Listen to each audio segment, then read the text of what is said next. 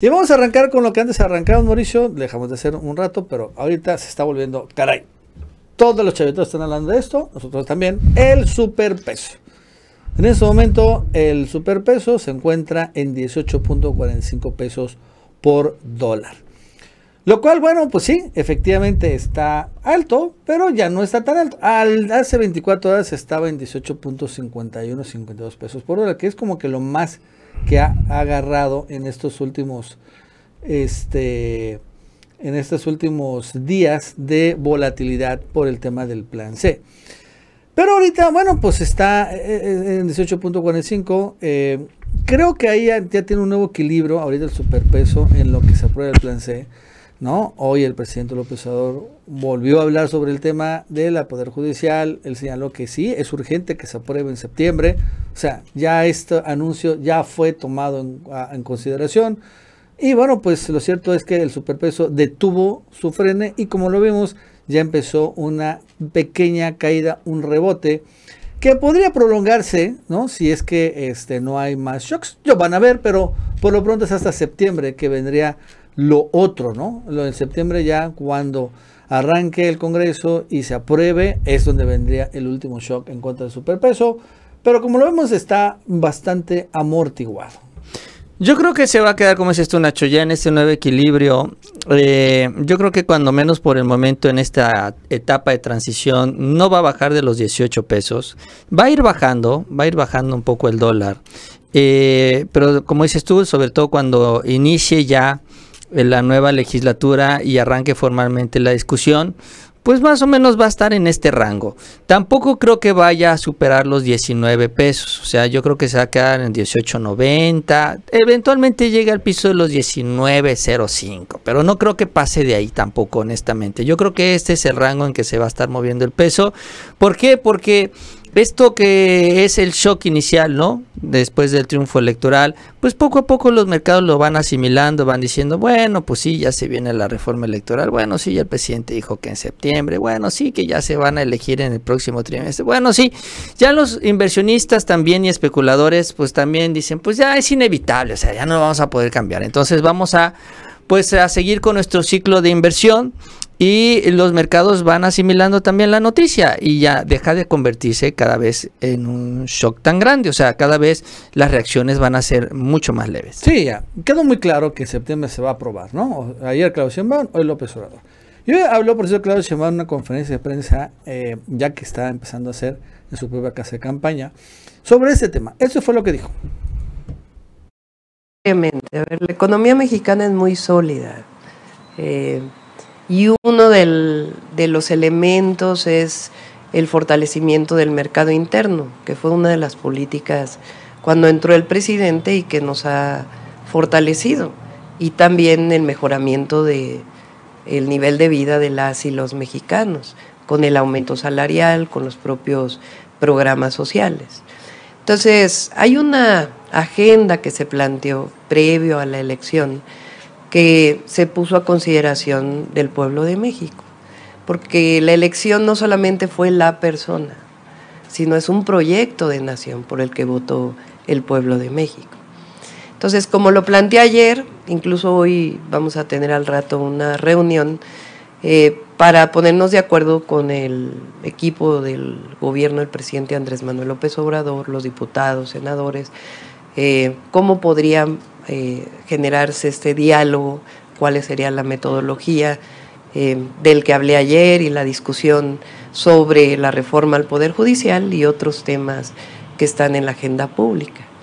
Lo importante es que sepa quién va a invertir en México, que hay certidumbre de la inversión en nuestro país porque hay estabilidad económica, hay estabilidad social, hay estabilidad política, y que en el marco siempre del cumplimiento de las normas en nuestro país, pues evidentemente toda esta relación comercial que hay con el mundo entero y particularmente con empresas de Estados Unidos, la relocalización de empresas, eso va a continuar.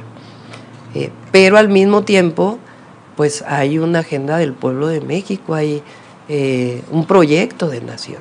Entonces, y ese también tiene que continuar y no tiene por qué haber preocupaciones, ni de los inversionistas, ni porque nuestro país va a seguir siendo un país cada vez más fuerte. Pero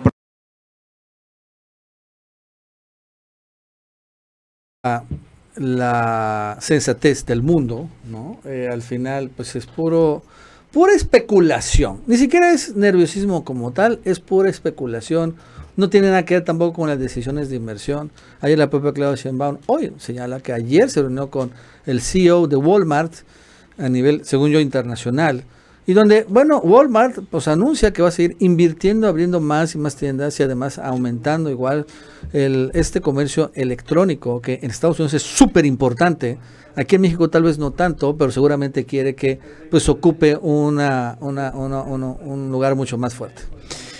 Sí, el esfuerzo que ha venido haciendo el presidente en estos últimos años y que ahora se trata de desacreditar con esta subida del dólar, porque esta es la idea, incluso hasta Chume lo tuiteó al principio de todo esto. Se los dije desde el 2019, ¿no? Que nos íbamos a convertir en Venezuela del Norte. Hoy el presidente también explicaba y aclaraba esto, ¿no? O sea, a pesar de los brincos que ha dado en esta última semana el dólar, pues sigue siendo el presidente en las últimas décadas desde Miguel de la Madrid, que ha pues conseguido que el peso aumente su valor, porque estábamos acostumbrados a una devaluación permanente del peso con respecto al dólar y en general a nivel internacional, y eso no ha sucedido con la Cuarta Transformación. Él cambia todo el modelo económico y resulta que esa era una mejor solución que el modelo neoliberal. No lo quieren asimilar, no lo quieren aceptar, pero ahí están los datos. Y ahora que propone también esto para el Poder Judicial, pues tampoco quieren avalar, reconocer que esto va a fortalecer el Estado de Derecho. ¿Por qué? Porque al manipular ellos la justicia y mantener vigente la impunidad, pues ellos viven en impunidad. Ahora, cuando ya no la puedan controlar, ya una historia muy distinta será, ¿no? Empezando por Alito y su juicio político y todo esto que ya hemos venido hablando. Bueno, vamos a la línea. Tenemos al senador electo por Morena por Chihuahua, Juan Carlos Loera, precisamente en una elección que ha sido muy, muy simbólica. Bueno, la verdad es que ganaron en un estado panista y por un montón de puntos. ¿Qué tal, Juan Carlos? ¿Cómo estás? Gusto saludarte. Buenas tardes. Buenas tardes, Nacho. Muy bien. Gusto mío, muy agradecido por que me está auditorio. Muy curioso estar contigo. ¿Qué onda, Juan Carlos? No te escuchamos muy bien, pero a ver si podemos continuar la conversación. Pues en Chihuahua, la fórmula entre tú y Andrea Chávez, pues la verdad es que sorprendió con el tamaño de la victoria, ¿no? De un montón de puntos. Creo que son los senadores más votados en la historia de Chihuahua. Cuéntanos cómo estuvo. Sí, bueno, mira, sí me escuchan. Ahorita sí te escucho. Ok, muy bien, gracias. Pues mira, pues fue una elección inédita, efectivamente. Ahora nosotros, dentro de todo lo que fue la campaña, nos dedicamos buena parte de ello a informar a los ciudadanos dónde iban a estar localizadas las casillas. Es decir, pues promover el voto, ¿no? Y la información, desde luego. Porque hace algunos años, no tanto, hace 3 años, cuando fue la elección a gobernador, una parte de la estrategia de la derecha, pues fue desincentivar el voto, es decir, que la gente pues no supiera dónde votar, largas filas, pues ya te la sabes, ¿no? Todos los obstáculos para poder ejercer este derecho. Además que la campaña que hizo el PAN y el PRI, una campaña sucia, una campaña de desprestigio, de mucha calumnia, pues ya con tanta información que tiene la gente, de tu programa, por ejemplo, ¿no? Que informa verazmente, y muchas otras opciones que tiene la gente de informarse, pues eso se le revirtió porque la gente, al ver una campaña plagada de mentiras, pues lo que provocaron es de que participaran para defender la verdad y para defender el éxito que ha tenido este gobierno del presidente López Obrador en uno de los estados, me parece que es el estado donde mejor se refleja el éxito de la política salarial. En Ciudad Juárez es la ciudad donde se pagan los mejores salarios, donde hay una gran oferta de trabajo, donde hay menos desempleo de todo el país, me atrevo a decirlo, que todo el país.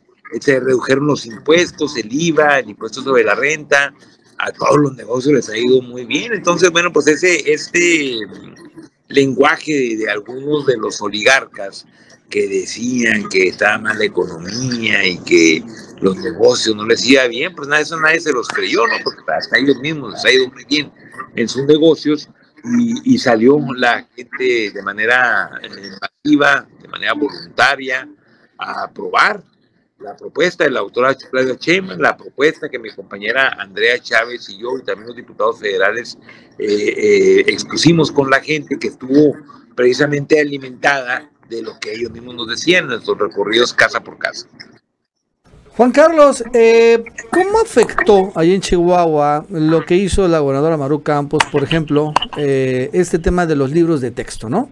Que bueno, allá fue un escándalo nacional cuando ella decidió no repartirlos, no distribuirlos, imprimió unas copias ahí medio extrañas, cobró una lana por eso, pero bueno, al final dejó a los niños sin libros de texto, ¿no? A los niños chihuahuenses.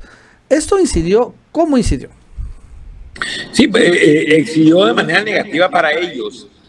Creyeron que engañando una vez más al pueblo, ya lo habían hecho en el 2021 con el tema del agua, y creyeron pues que incendiando la pradera, que generar una especie de campaña de terror, ahora utilizando la educación, utilizando a los niños y a las niñas con un falso discurso, con una doble moral, pues ya no se las creyó, ya la gente no se las creyó y se les revirtió. Efectivamente, esconder los libros, secuestrar los libros era una estrategia política de ellos.